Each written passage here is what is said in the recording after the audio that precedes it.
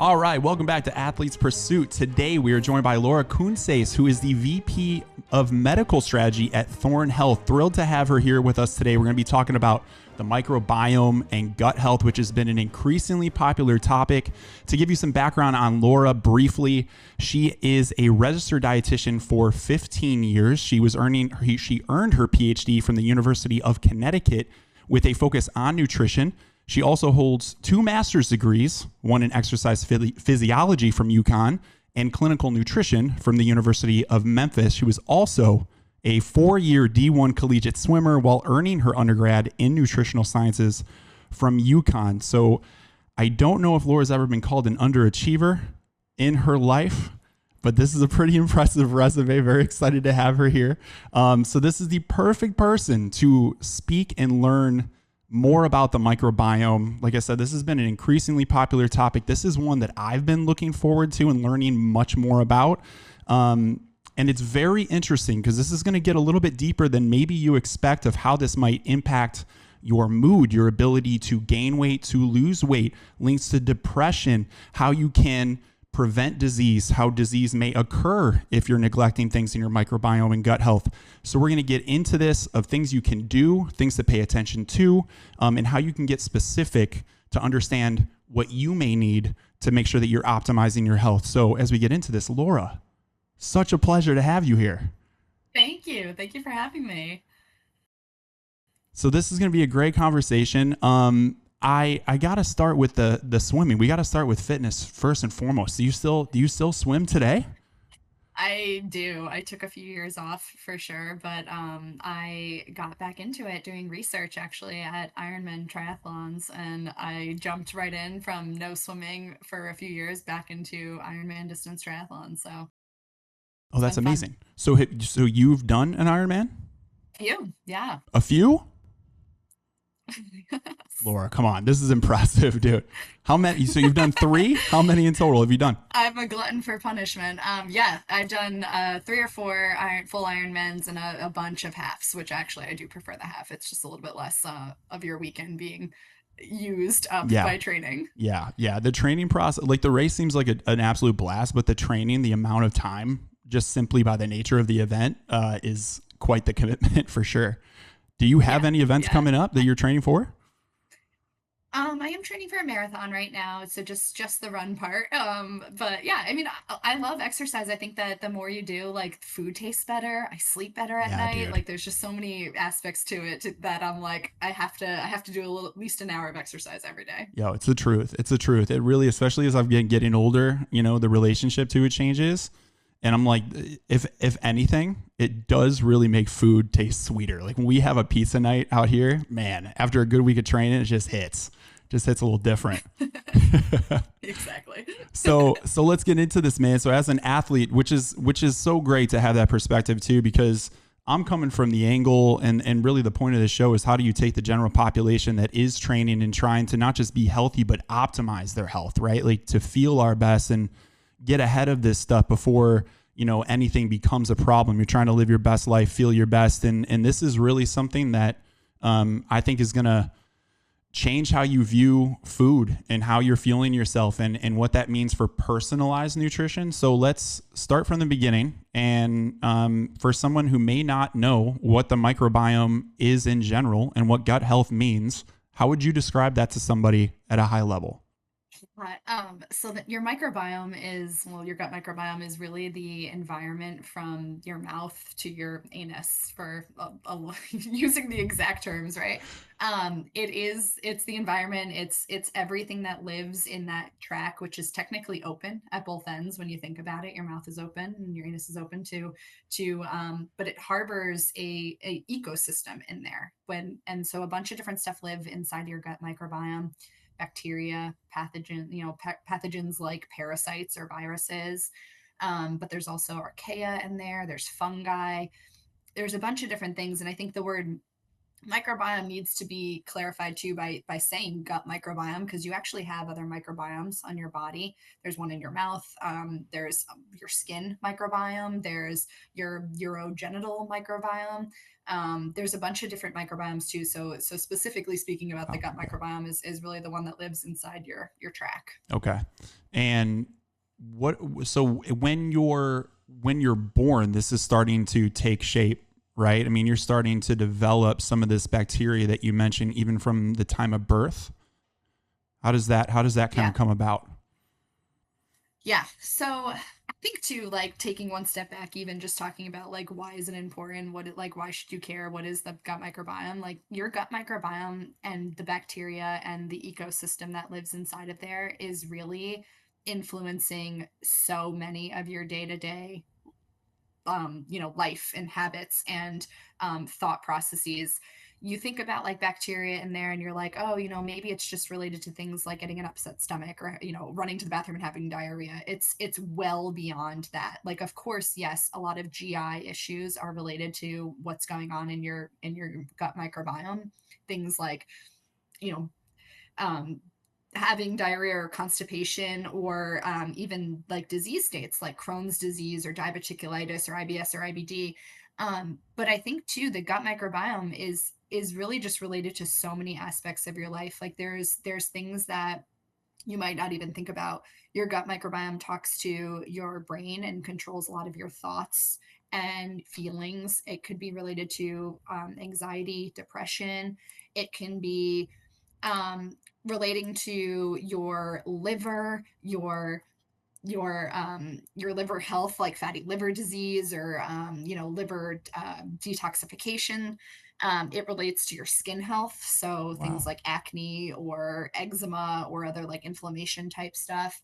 And it ultimately does also talk to like your nervous system too. So it has an influence on like how your body controls some autonomic processes like heart rate or breathing or blood pressure. And so it is actually influencing a bunch of stuff. So thinking about your gut health and if any of those major issues are going awry in your system, or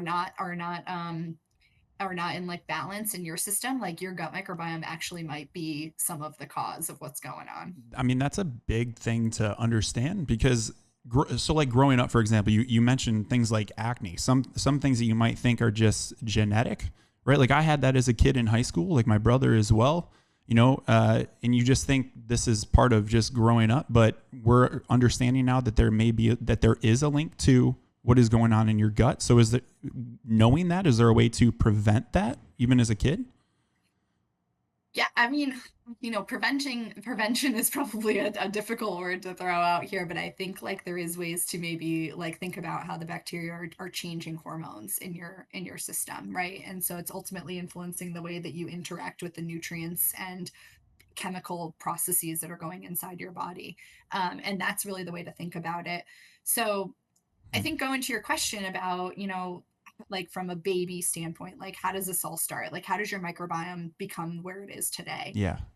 Like we used to actually think that babies were born with sterile GI tracts. And when you think about it, like that does make sense, but more or less research nowadays is suggesting that there's stuff in the mother's placenta that is going to be like initial inhabitants of a baby's gut microbiome. But ultimately, when a baby is born is like really their first interaction with the world. And so being born by a C-section or a regular vaginal delivery can be your first interaction with what's going on out there. So the hospital room and the people that touched you, and then Yeah. ultimately putting a baby on a mother's chest or on a father's chest, or is going to be these first interactions of gaining what's going to be living in the GI tract. And then from there there's lots of debates around what's the best way to feed a baby and like how will it ultimately play a role in like a baby's GI tract. But Right. breastfeeding or nursing is going to be the preferred option just because of some of the mother's gut microbiome will be ultimately passed to the baby at that time. But nowadays too there's obviously formulas and other things that are well formulated with probiotics that will start to help shape that baby's gut microbiome too. But a lot of the research nowadays shows that even a baby's gut microbiome can have profound influences on what their adult microbiome might look like, and how that plays a role in risk for a lot of these health concerns that we were just saying, anywhere from things like Alzheimer's and dementia all the way down to GI tract issues or acne or whatever. So Yeah. there's just so many health things that are related to your gut microbiome, and so therefore it's no wonder it's one of the most popular and most talked about topics right now. Yeah, because like you hear about gut health, you hear about the microbiome, but I feel like in recent years it's become much more of a popular topic. Is that because the research has just gotten we just know more from the research, is more coming to light, or how long have we really known specifically what your gut and your gut health is responsible for? I think it's a combination of like a lot more research being done on this topic, but also that the technology of being able to analyze your gut microbiome has taken leaps and bounds over the past few decades. It's similar to like a genetic test, right? In the early 2000s, I remember hearing about genetic tests online, and they were, $10,000 to get your genetics done. Yeah. Fast forward to 2018 and you can do it for like $69 online, so like it's quicker, it's faster, it's cheaper. And that's how the technology for gut microbiome is moving to that now. Like, prior to, in the early 2000s, you used to have to provide a whole stool sample. Nowadays, it's Wow. actually quite easy, and a very little amount that you need to do because of the technology being able to like amplify what's in a sample to be able to do that quicker and faster. So Okay. I think it's a little bit of everything. And now ultimately seeing how many diseases are linked to it, we have a lot of researchers and scientists being like, I wonder if this, issue is linked to the gut microbiome, or how the gut microbiome plays a role in it. So the research is still young in that respect. Is that fair to say? It is. And what's crazy? There are thousands of species of bacteria in a gut microbiome that we've never even identified before. And I think what's kind of cool is like we have a pretty solid understanding of like a good set of microbiome or microbes in the gut, and we have a pretty good understanding of a set of bad microbes in the gut. And ultimately, there are good ones, there are bad ones, there's a bunch in between that might be good, that might be bad, depending on your scenario. But at the same time, it's ultimately looking at like the ratios of these things and their environment and what's causing them to grow or thrive or die, and how those all play a role. There's so many nuances to the gut microbiome. It's really not as simple as just saying this is good, this is bad, right. don't do this. Yeah, it seems like it's just like a whole nother, like an ecosystem in itself. Yeah. Living in Picture there. like the rainforest. Wow. Yeah. So how did we even get to a spot where we're like correlating certain things, like how that bacteria is playing a role in things like depression? Like, how do you even come to that connection? How do you connect those dots? So many factors go into that.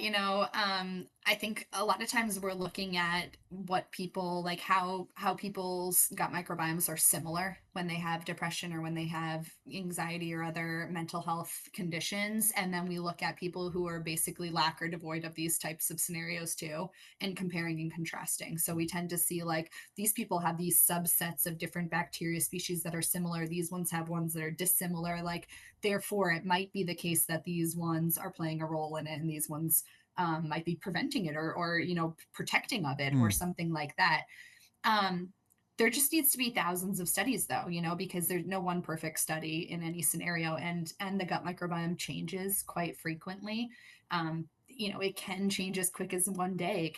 It can ultimately keep a pattern though of bacterial species that will take a few weeks or months to evolve into like a new ecosystem though. But there can be quick little nuances that are affected on, day to day and meal to meal. Wow. So we're going to get the more information we get from each individual that starts doing like the tests that even like I did through Thorne Health. I would imagine the more that we're going to understand and get more pinpointed on these things. Definitely. But in today's climate, like how do you? So you have your microbiome. Like I would imagine when you told me the baby story, right? Like that leads me to the first thought. Like parents are crazy and they're trying to make their kids perfect. like you would probably try knowing this, and the more that we know about this, you'd be trying to set up the perfect situation and scenario to expose your baby to like whatever the quote unquote best microbiome is. Is that a possibility in the future? I definitely think it can be. It seems like crazy to I talk laugh at about. that. I laugh at that because yes, like a parent might go through anything, but I think defining the best microbiome is actually kind of hard to do.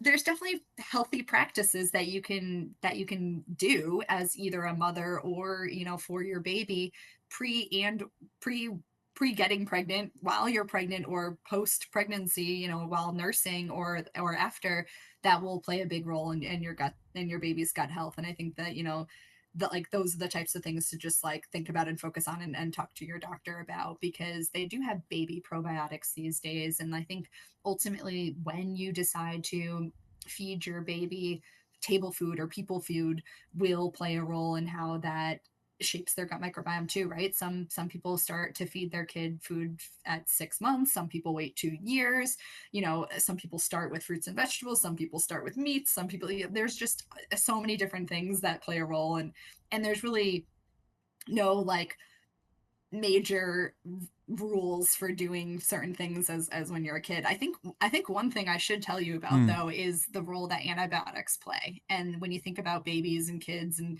you think about like how often kids get sick, antibiotics do play a huge role in shaping your gut microbiome. And I'm not saying to avoid them by any means. Antibiotics are super important, and a very strong, powerful, and effective medication and for modern day medicine, but they do wreak havoc on the gut, and they can cause dysbiosis. And it's something that after a course of antibiotics, to think about how can I start to get my gut to look better or healthier afterwards, Mm. because antibiotics will play a role in killing off basically everything in the gut. It doesn't matter if it's good or bad. Oh, wow. I had no idea.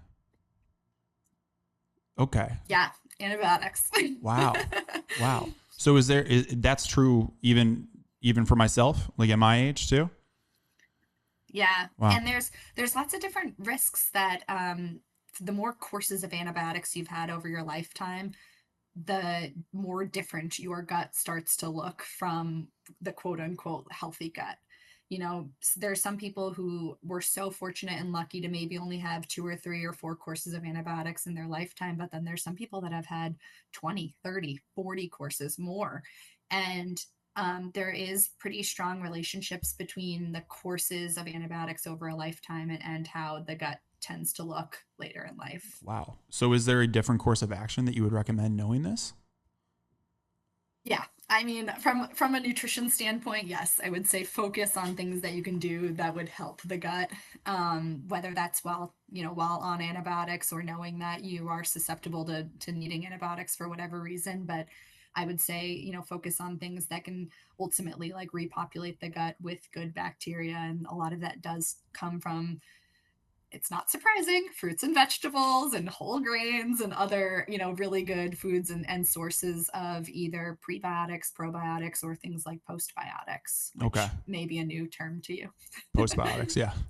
So what okay, so then if we're looking, so I want to get into the conversation about like optimizing gut health, right? Things that you could do to then get ahead of it and feed this good bacteria, and then get into the conversation about what happens in the consequences of what we call a leaky gut, or if you start to neglect your gut health and the things that can result or come up because of that. So let's start with the positive, and how you can start to optimize.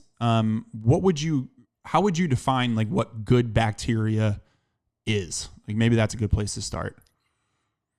Yeah, there are a handful of good bacteria out there, right?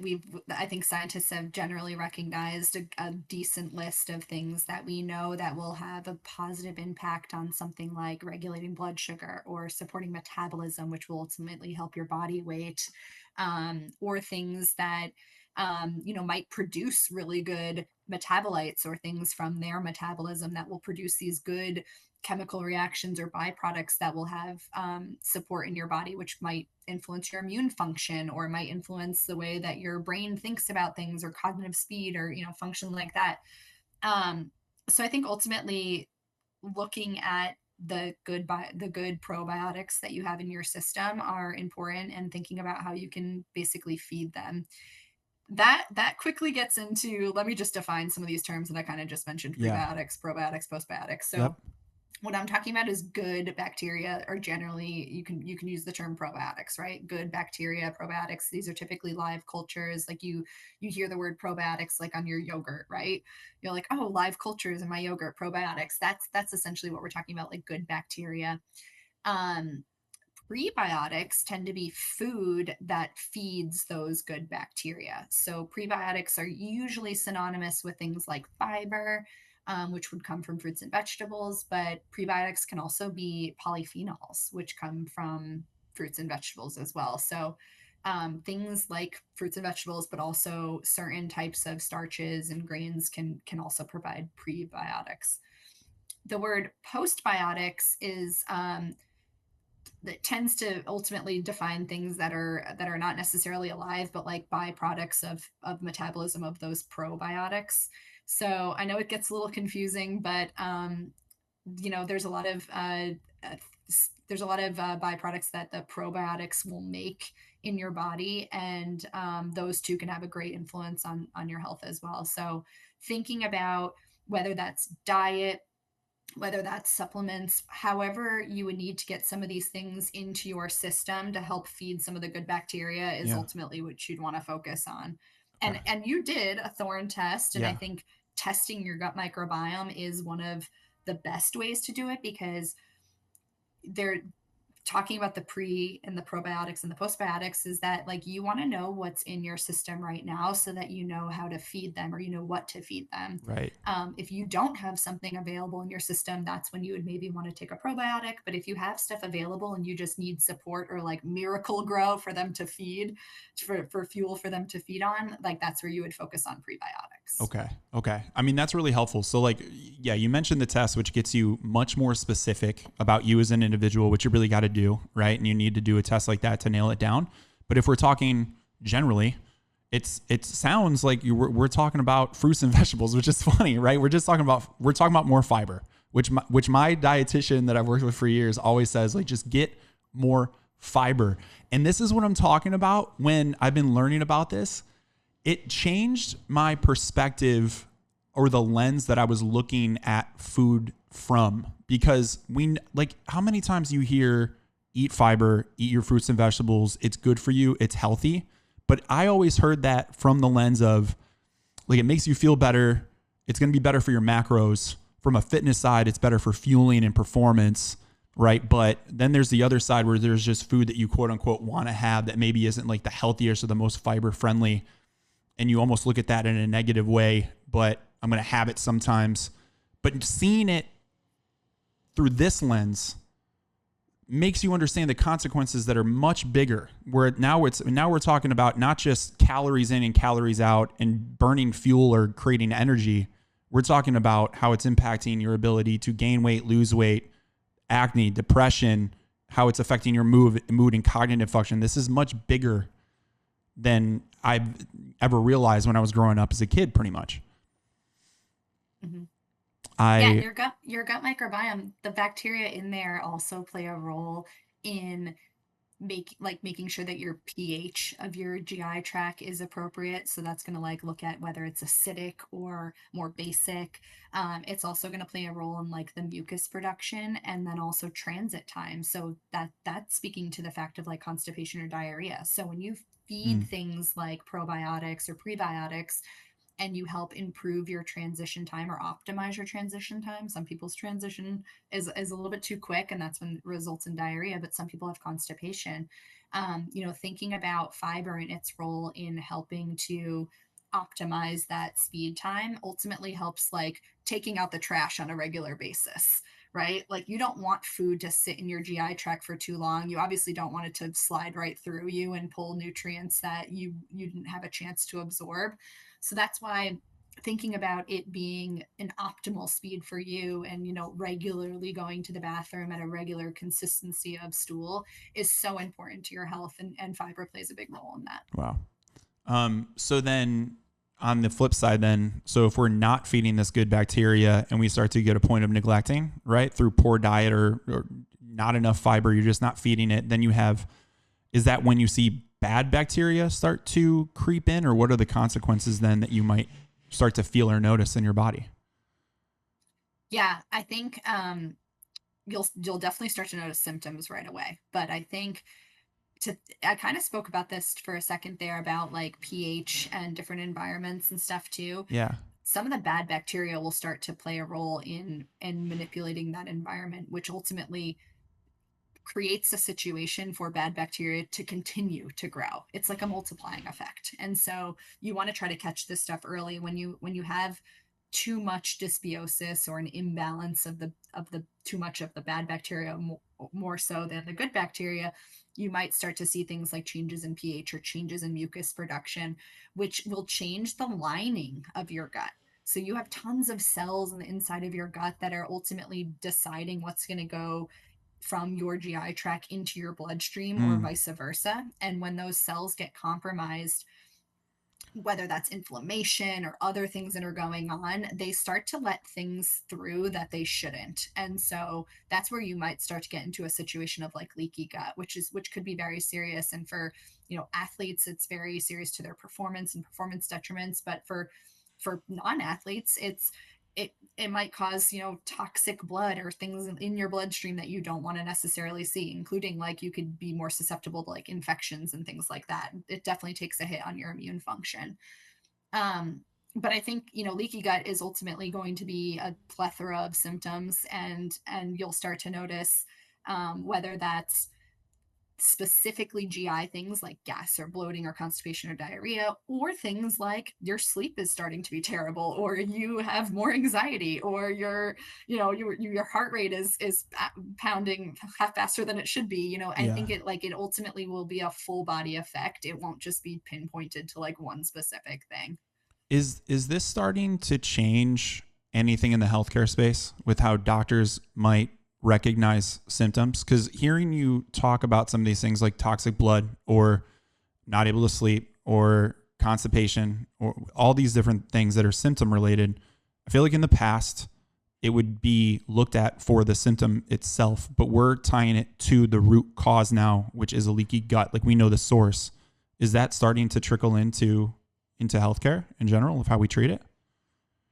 For sure, for sure. I see a lot of healthcare professionals now looking to the gut before they prescribe a medication, Mm. or while they're trying to figure out exactly what is going on with a patient. And I think that that's really awesome, and that speaks to the power of the data that you can get from like a microbiome test. um we used to blame things on hormone or aging or different Yeah. things, and like now we can start blaming the gut. Yeah. Which I think is great because now you can change that, right? Like we can address this. Exactly. Yeah, it's definitely something that you can do from a lifestyle, from a dietary standpoint. Little fixes that add up day over day and will ultimately create a better ecosystem in your GI tract. Okay. So now let's talk about like action. Some stuff for people to do. And I'm curious like the general advice, and then we can maybe get into some of my results to get a little bit more specific. Because if we want to talk generally, which I know you've already covered a lot, but like if we just summarized up, like what would be the things that you could do to take corrective steps to have a healthy gut, what we're categorizing that as, right? Optimizing your health with your gut. What would be those action items that you would tell a general person? Yeah, I usually tell people, and this is me being a dietitian, me putting my dietitian hat on, that like first look at your overall diet. I think a lot of people say, "Oh, I eat healthy," but like, do you really? Like, do you really eat healthy? What type of dietary style do you follow? Do you eat fruits and vegetables? If not, that's okay. Some people don't, and you can get a lot of the nutrients that you're needing from those foods from other things. But Yeah. ultimately speaking, like a Mediterranean style diet is pretty generically good for everybody. There are instances that maybe you'd want to focus a little bit more on like a ketogenic diet or maybe something else, but like generally speaking, a Mediterranean style diet with, healthy fats in there and plenty of fruits and vegetables and nuts and legumes and all these different nutrients that will support not only the cells of the GI tract, but also then like the good bacteria that live there, is definitely probably a good place to start. Alcohol is something that you may want to decrease or consume less of if you are concerned about your gut health. That alcohol will play a role in disrupting those levels of bacteria. I'm not saying you have to avoid it altogether, but it is something that will be playing a role in there too. Specific medications, talk to your doctor about. There's a lot of medications that are prescribed for issues of the GI tract, like PPIs or proton pump inhibitors, which are usually there for people that may be getting acid reflux or other things like that. They actually can have like a domino effect sometimes on the gut, and there's different things that you may want to do to support your microbiome, and that's something to talk to your doctor about depending on the medications that you're on. Okay. Other generic tips, though, I would say is definitely focus on making sure you're drinking enough water, helping that transit time. So making sure you're consuming enough fiber, drinking enough water, and going to the bathroom regularly. For people who may be experiencing constipation or diarrhea, fibers and specific fiber types are going to be really important. It's not the same fiber that you would want to eat if you were having diarrhea or constipation.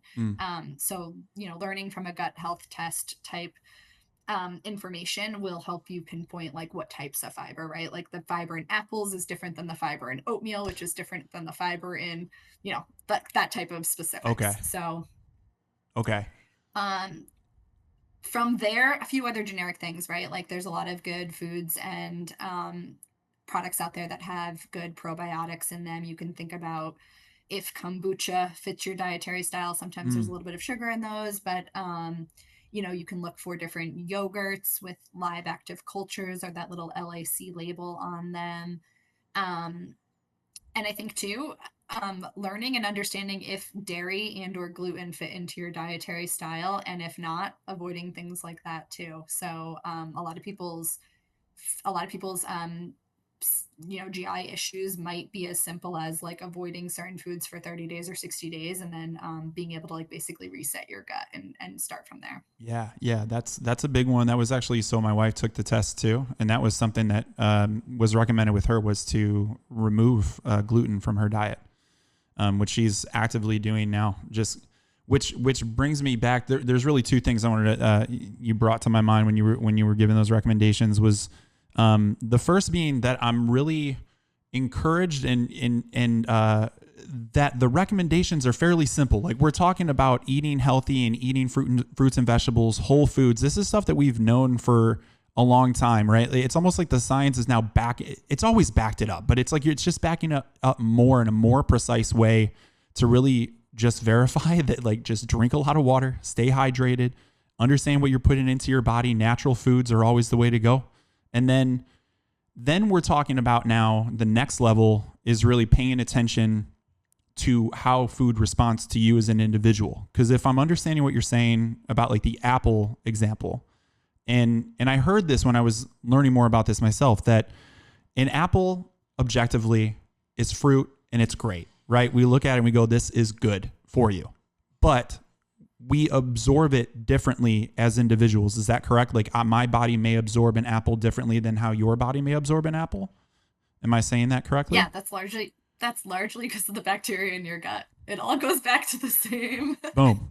the same issue. Yeah. Crazy though. And so yeah, apples have pectin in them. That's their main fiber type, and pectin is good for certain people. It's not good for other people. And it's definitely one of those things that it's an easy fiber source, and it's definitely going to provide other nutrients in it too beyond fiber. So instead of considering a supplement, you can obviously consider an apple a day. An apple a day keeps the doctor away.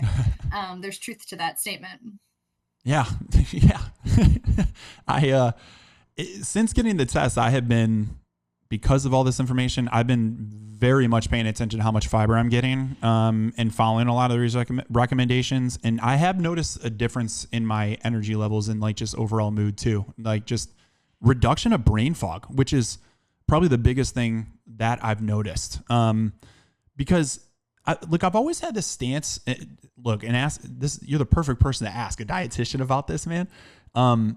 with food, even with training, I come from the standpoint that, personalization is really the goal at the end of the day. That to me is mastery. So you always use this training example that we can use guidelines. Like I can write a program for you and give you a guideline if you're learning about how to follow a good structured progressive plan.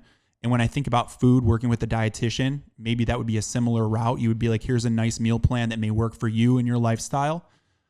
And then the next progression, like the ultimate level to me, is getting to a personalized way of eating. So you mentioned, for example, the Mediterranean diet. Like generally speaking, we know that you're getting everything that you need. It's whole foods. It's well, diversified, a lot of fiber, good healthy fats. But I would take it a step further and tell me if I'm right in thinking this way, of maybe use that as a baseline and then start to personalize by paying attention to how specific foods and items really respond and sit with you. Is that fair to say?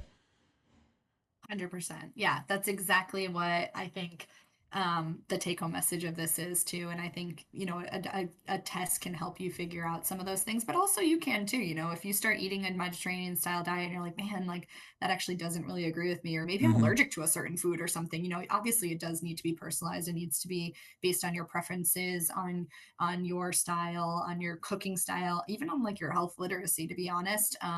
Some people, prefer certain things over other things. And I think that's just one example of like a generic recommendation. But yes, ultimately, if you are following a Mediterranean style diet and you shouldn't be eating gluten, like you are going to want to avoid a bunch of additional foods within that style as well. Yeah, I think it's interesting, man. Because like Laura, I feel like I did this on accident. I feel like I did this by happenstance. Like I was always fascinated, like, in my 20s with energy. And I was in sales back in the day. So where this started with me was just a performance perspective. Like I just wanted to stay alert. I wanted to be on top of my game. Those days where you're just firing on all cylinders from an energy side, from, your brain is just firing up. You feel quick on your feet. And then there are days where you're sluggish. You're like, I'm just trying to minimize those days as best as I can. And I started to log my food and my days to be like, what did I eat the day before? And start to just do a process of elimination of these things sit with me, these things don't. And I just started to trust that. And, but from what I'm understanding, that is a sign, right? That if you eat something and it just leaves you feeling bloated or heavy, or like just something doesn't sit, this is a signal that your body's giving you related to your gut. Yeah. Yeah.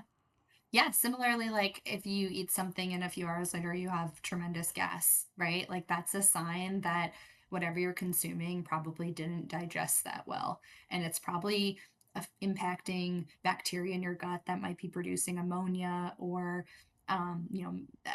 methane and other things that are Mm-hmm. basically churning up your stomach and producing gas. And like yes, that is a sign. It's just becoming intuitive with your body and your system, and recognizing that like, okay, yeah, the occasional here and there infrequent diarrhea is not necessarily an issue, but like once it becomes kind of normal or kind of frequent for you, like that's not normal. So like there is something you can do about it. You don't have to live that way. Like there's different, tricks that you can do, and simple, maybe it's a simple supplement, maybe it's a lifestyle change, maybe it's more exercise, maybe it's different Mm-hmm. things that will ultimately like change that, and hopefully kill off some of that bacteria that's causing some of that. And maybe in the future whatever you consumed that gave you those symptoms won't be a problem when you have more of the good bacteria that are taking over Oh, right. for that bad bacteria. Because you're mentioning obviously as you change, as you're growing, as your microbiome's changing, so that the absorption may change along with Yeah, that. exactly. And so in your wife's case about avoiding certain foods, it will be interesting to see if in a few months she does add any of those foods back, if she has any sort of issues moving forward. Like Mm. theoretically, you can probably train your gut to go back to consuming gluten, going back to consuming dairy, if you can rebalance and get back to a scenario where there's more good bacteria than the bad bacteria. Wow. Wow. This is fascinating, man. Okay. So how long would you say it would take to change your microbiome around? Like if it was just not in a good space, Laura, like you got leaky gut, Yeah. it's no good. Like How long does this take to turn around? Because you said like you can change some of the bacteria like even within a day. Like some of it like can, it's changing. It's a living thing. But if you start eating clean, you go on that Mediterranean diet. How long does this like usually take to do? I know that's a vague question. Yeah, I know it's general. It is a vague question, and there's so many things that influence it. Okay, so I would say generally speaking that you'll see a pretty good change in the gut microbiome after 30 days, right? And like you got to be pretty compliant with doing things differently. You can't half-ass that for any reason. But to the point of how quick it does change very fast. There's actually been plenty of studies out there that show um, in different athletes, in different dietary styles, whatever it may be, that you could do something for 24 hours and subsequently your gut microbiome can be changed. And that ultimately also does speak to the bacteria that are in there and like what's being active and what's not active. And that certain tests out there will be looking at the RNA of the bacteria in the gut. The Thorne Gut Health test looks at the DNA, so it's a little bit more of a stable picture of the gut and what's going on from like week to week. And so that's the test that you did. With following your recommendations, there might be things like you mentioned you saw improvements in your brain fog, maybe your energy levels. I think some of those like subtle symptoms are things that you will start to see in 2 weeks and 3 weeks and 4 weeks time. Some people I've heard start to see improvements in their issues and their frequency or severity of gas or bloating or other things like that. But I think seeing a good change in the gut microbiome can take like 30 days or so to really start to see a big pattern change. And then too, I kind of mentioned it, like there's things that you can do for maybe only 60 days or maybe 90 days where you can make even a larger impact too.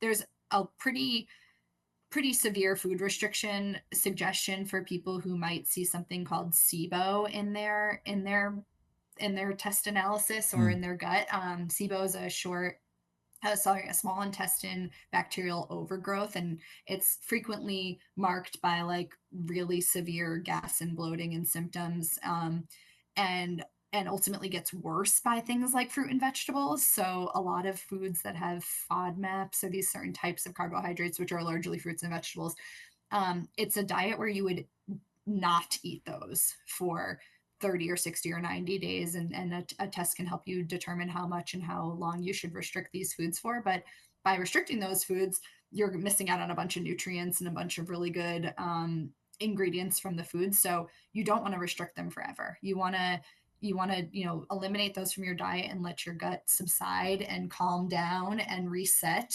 and give it a chance for some of the good bacteria to start to grow and thrive and take over the space of the bad bacteria.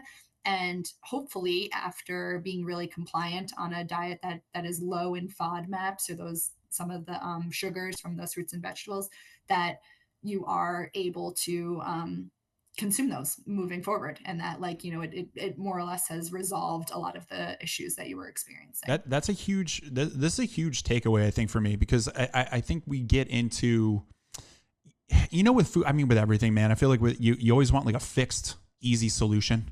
Right? You just want it printed out of like, this is what you eat forever. And like, this is good, this is bad. You just want like these categories. But like, it is very important to understand, like, none of this is like that. None of this is fixed. Like, it is like you mentioned, the microbiome is itself its own ecosystem. So it is a living, changing thing all the time. So then by that definition, what you're saying is we can be one way for a certain period of time. It doesn't mean if you take something out and your microbiome is kind of resetting or getting this new bacteria back in, you can reintroduce things. So it's not always forever, which I think is really cool to understand. Like the gluten thing that you mentioned with my wife is pretty fascinating, because I mean, she enjoys those foods, right? So maybe you eliminate it out for a little bit, but you're saying you can reintroduce and see how you feel, and hopefully it will respond a little bit better. Yeah, in a lot of cases, and hopefully hers, there might not be issues moving forward. So she may have, awesome, with all of the other changes that she's made and or supplements she's added, whatever it might be, lifestyle changes, that hopefully her gut is a totally different scenario than it was, and that those foods won't be an issue moving forward. So let's get into some specifics, man, because I was like, I thought it would be helpful to use me as a guinea pig, if it, because I wanted to learn more about this. And like where this came up for me too is I was experiencing over the last like even, I don't know, 6 months, a year, I started to notice that I was just getting a little bit more tired for some reason. And I equated it to me getting old. I'm 38 now. I'm going to be like 39 this year. I was like, am I just losing a step here, dude? But I've always considered myself, healthy, paying attention, eating healthy food, etc. So I was like, blood work is probably the way to go for me, to understand where I'm at. I've done some blood work tests, aside from this to just understand where I'm at, and with different levels, even including like testosterone, to see if like these are things that I got to start paying attention to as I age. And then seeing this with Thorne, I was like, this makes a lot of sense to understand, how am I absorbing food and how is that playing a role, to optimize my health and cognitive function and things like that. So we did this test, my wife and I, and we got our results back. And Laura helped us kind of review some of this stuff. So what do you think are some of the highlights when you look at this bad boy? Yeah, to the point of you doing blood work with this though, Yeah. I want to point it out that that's a great idea because ultimately what's Oh, like going on in your pairing? gut is going it's going to affect what's going on in the blood, right? It is going to impact your hormones. It is going to impact some of the other stuff going on. And so you did the right thing by doing them together. And I think too, moving forward, Nice. when you make changes, it'll be interesting to take another test and do blood work again and see how maybe any of those numbers are impacted together. So I'm glad to hear that you did that.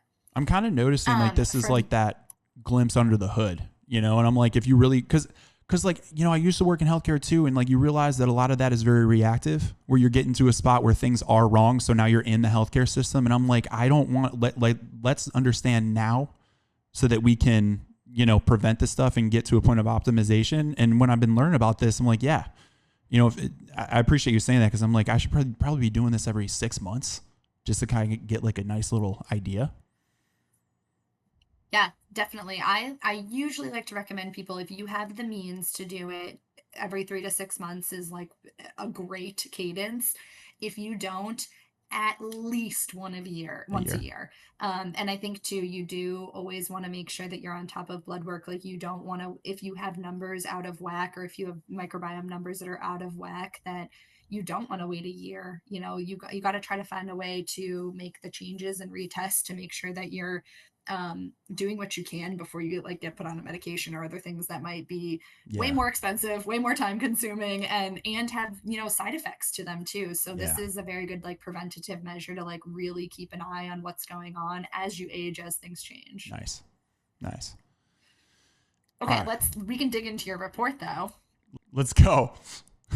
I feel Okay. exposed. Yeah. Um, yes, you should, right? Everybody's taking a look at what's really going on inside.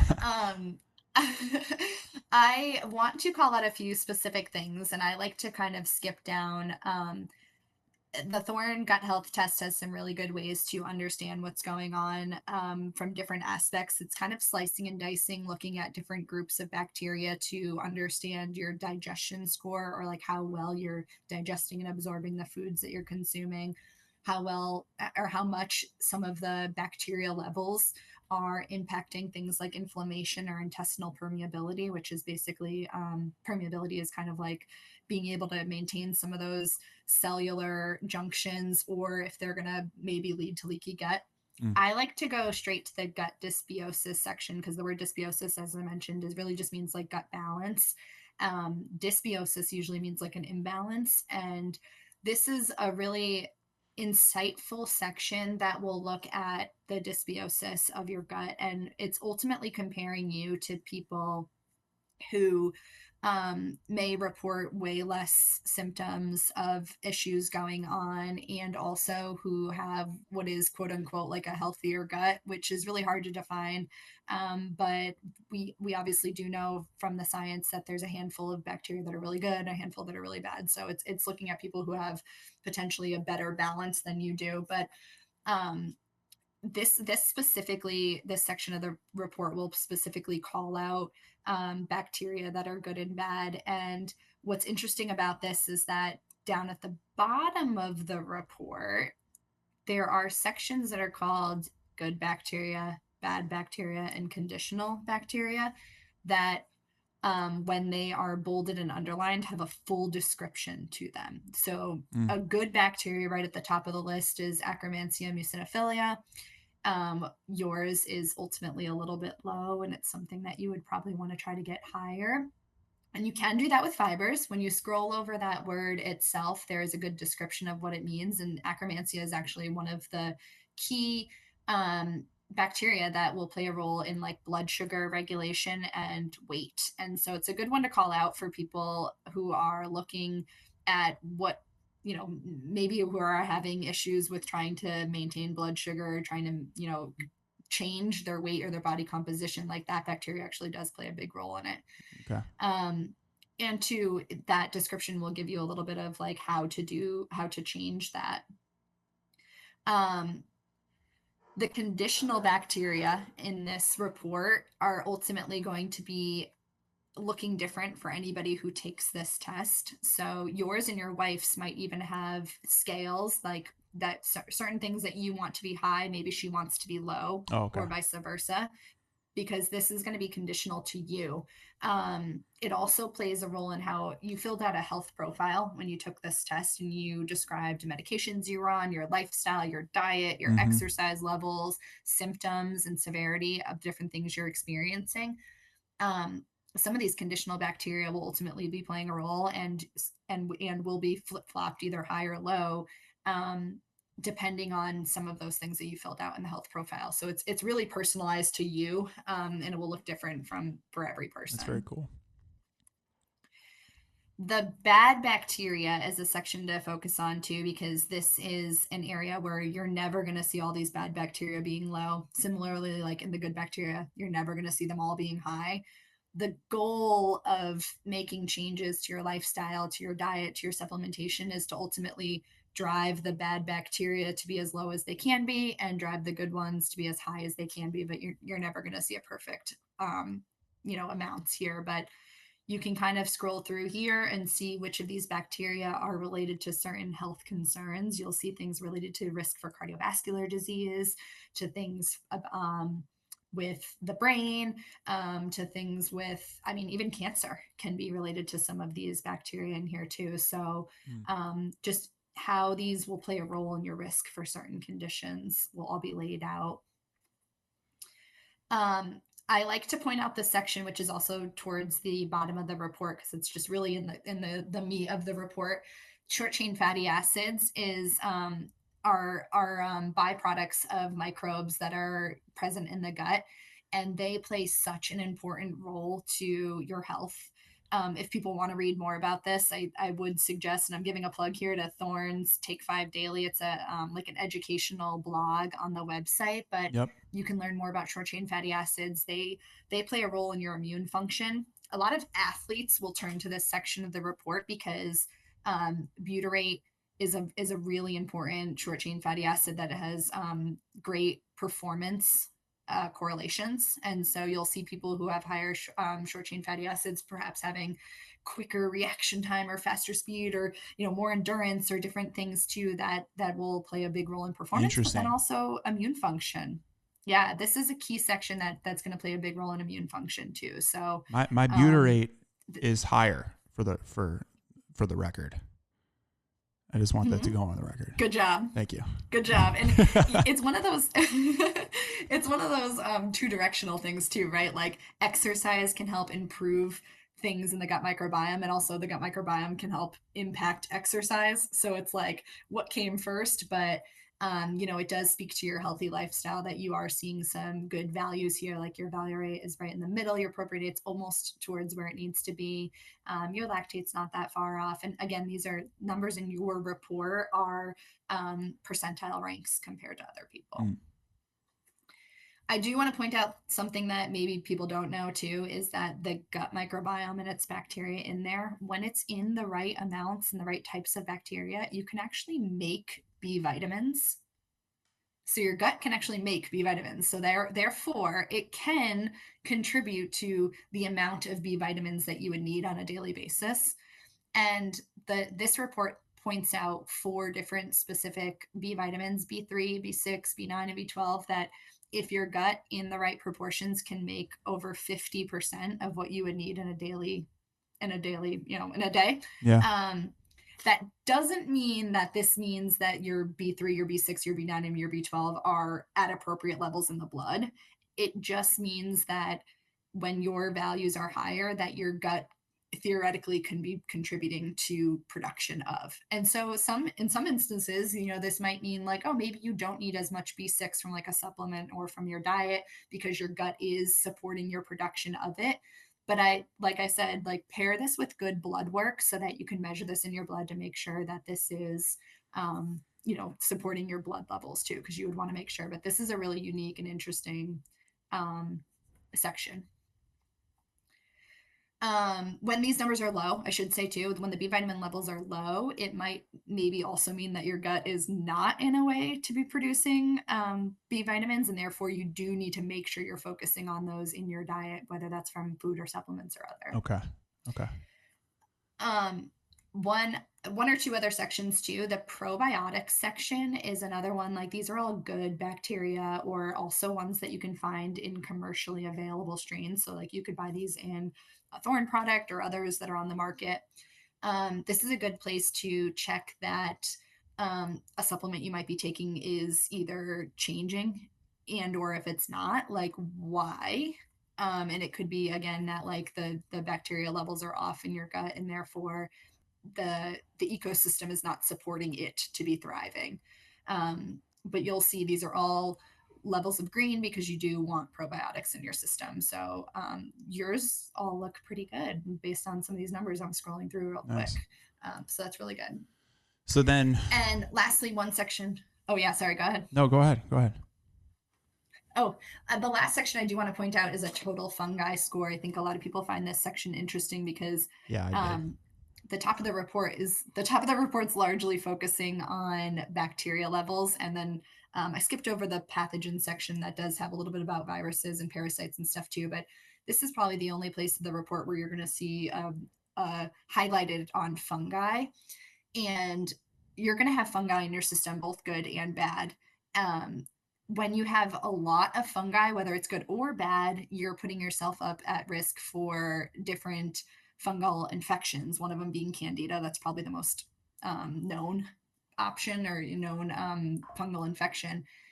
Your score is a little bit higher, and this could be related to different dietary things. It could be that you do a lot of exercise and therefore your gut is constantly warm or hot, and maybe it's helping things thrive in there. It could be that you are in poor environments, and therefore you're getting contact with different fungi that might be inhabiting in your GI tract. Like there's a lot of reasons for it, but ultimately your recommendations that you are going to get, which you have a bunch of diet ones, you also have a supplement one, can support maybe changing the ecosystem in there and hopefully driving down that fungal risk score. Yeah. I'm going to blame New York City on that one, speaking of environments, but probably fair. It's probably very fair. I do run hot too, so probably part of that. But I have been following the diet recommendations and been taking the supplements as well. We had some like prebiotic, Flora Sport, and some nutrients to get in there. So I've just like incorporated that into the routine. And honestly, this has gotten me much more focused on eating fiber throughout the day. And I'm just being honest on here. Like my wife, has been trying to get me to do this for a long time, to eat more vegetables. And I'm like, I just want the turkey burger, man. Just let me live. And I'm a meat and potatoes guy. But this has really got me refocused to be like, all right, man, that's why I bring back up the lens that I'm looking at this through. Cause I really was looking at it just from, I want to build muscle. I just want good energy with carbohydrates to be able to go and crush my workouts. But when I'm thinking about long-term, long game, and how I'm feeling, how I'm thinking, how I'm able to, my energy levels and stuff like that. It's so much more, you got to hit your macronutrients, your micronutrients. You're thinking about this type of stuff, and more the long game. So it's really gotten me locked in, and I have been noticing a very nice difference. So I'm kind of curious what now the results will be when I retake the test, see how this stuff has changed, but it's been helpful. I'm curious too. Yeah, I'm curious too. And appreciative to hear that the recommendations seem to be correct for you as well. I think that's an important factor. A lot of people take tests like this and they wonder, oh, is this really what I should do? And it's like, well, these are based on algorithms. They're based on tens of thousands of other people's information as well, and it's ultimately is making the best recommendations for you based on the way you fill out your health profile with all those symptoms and taking into account what the results of the test are. Yeah. And so together being able to see those things too. And I think when you retake the test, it'll be interesting to see too when you're clicking off the health profile. You're like, am I still experiencing the same symptoms? Are they better? Are they worse? Am I on any specific new medications or less medications? Have I taken new antibiotics since the last time? All play a role. And I think it'll be really interesting to compare from last time to this time and see how you feel. Yeah, that's the. I mean, this has got me on a whole new routine of just trying to get more specific, which is the goal of everything, man. And it's exciting to understand that we're getting to that point to get so specific. Going back to what we were talking about earlier, this stuff just it gets me really excited because coming from the healthcare space, I see that's where I started my career and seeing how hospitals work. Obviously, there's a lot of great, like, you want to go to a great hospital when you're in like a really bad situation, but I was always like, I do not want to get here. How can we do? And I could not find resources, especially at that time, like early 2000s, of how do you optimize your health and pay attention to things now instead of waiting for them to get bad and we start taking corrective action. So it makes me feel great to know that things like this exist and we can, take control, of our lives in the best of our abilities now. Yeah, I read a really good quote online a few weeks ago that was something along the lines of, "I want to be the oldest person at the gym, not the youngest person at the nursing home." Dude. So I think it's thinking about it that way. Yeah. Yeah. Amen to that, man. Amen to that. And I'm like, well, why not get better with age, man? I'm feeling like, honestly, I'm feeling better than ever. And don't you want to experience life that way? Like, I don't want my energy just to go 100%. down just because I've gotten older. Doesn't make much sense. Doesn't seem Yeah. like fun. Yeah, and I think the other important thing to think about though too is like you took this test with maybe not having as many GI issues. There's a lot of people out there that suffer from things that aren't specifically normal. Like it's not normal to have diarrhea every single day. It's not normal to have excessive gas or bloating. Like there like you don't have to live that way. There are things that you can do and there's knowledge and information out there that you can do on your own that you don't even need a doctor to do this sort of thing. So it is just, having access and accessibility to taking these types of tests and reading them and doing your homework and reading more about what these bacteria mean and what these supplements could do or these dietary style changes could do for you. And so, kind of taking that into your own hands. That's beautiful. This may be a redundant question, but I'll kind of ask you one last question. From a dietitian perspective, I'm curious what, in your years of experience, what is one or two main points that you want to drive home that may be myths or misconceptions, missteps that the general population is making that are like simple fixes in your eyes that you wish people would understand and implement? I think from a nutrition standpoint, there's a lot of foods that we buy out there as convenience foods that it's actually not it's not convenient to kind of make them yourself. And I think like one of the examples I always tell people, and I taught my husband this too, is like you can shop the perimeter of the grocery store and you can probably make a lot of the stuff yourself pretty easily that's in the middle of the grocery store. Like, for example, making tomato sauce is so, so, so simple and it takes like Yeah. 10 minutes and it's just like five ingredients and they're all fresh. And you don't need to buy it from a jar that's loaded with sugar and things like Yes. that. So, like little simple things that you can do that don't really like people buy a jar of tomato sauce because it's convenient. Well, it's actually not inconvenient to just make it yourself. So, that's one. And I think too that like nutrition doesn't need to be difficult. It doesn't need to take a lot of time. It doesn't need to be expensive. There are things that you can do that like make a large impact in your health, and it is just focusing on those whole foods and really great sources of high quality supplements and exercise and sleep that will make all the difference in the world. And yeah, don't it's never too early to start thinking about this stuff because aging happens and it happens quick and it hits Yeah. you hard. Yeah. Yeah.